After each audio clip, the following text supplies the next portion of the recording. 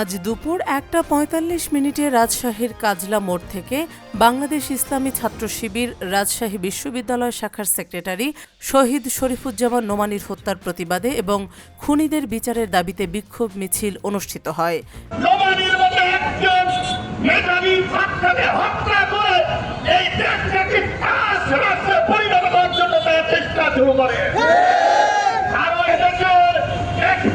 সেনাবাহিনীর ভাইদের হত্যা করা হয়েছে, হত্যা করা হয়েছে।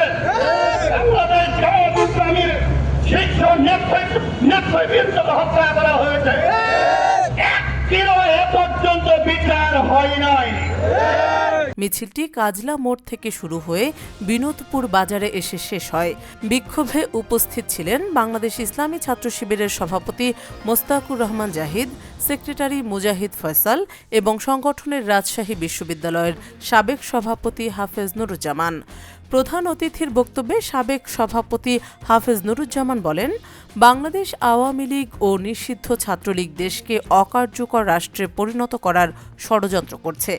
জঙ্গি সংগঠন বাংলাদেশ আওয়ামী লীগ এবং জঙ্গি নিষিদ্ধ সংগঠন বাংলাদেশ ছাত্রলীগ এই দেশকে একটি অকার্যকর রাষ্ট্রে পরিণত করার জন্যই ভারতের সাথে লিয়াজো করে তারা 2008 সালের 29 ডিসেম্বর ক্ষমতায় আছে। এই দেশকে একটি অকার্যকর রাষ্ট্র করার জন্য, ভারতের আলাদা রাষ্ট্র করার জন্য, একটি হিন্দুয়ানি রাষ্ট্র করার জন্যই তারা সর্বপ্রথম বাংলাদেশে ছাত্র শিবিরকে টার্গেট করে। তিনি আরও বলেন, স্বৈরাচারী সরকার নোমানীর হত্যার বিচার করছে না। হত্যাকারীরা যদি বিশ্ববিদ্যালয়ে চলাফেরা করতে পারে তাহলে আমাদের আইন হাতে নিতে বাধ্য করা হবে।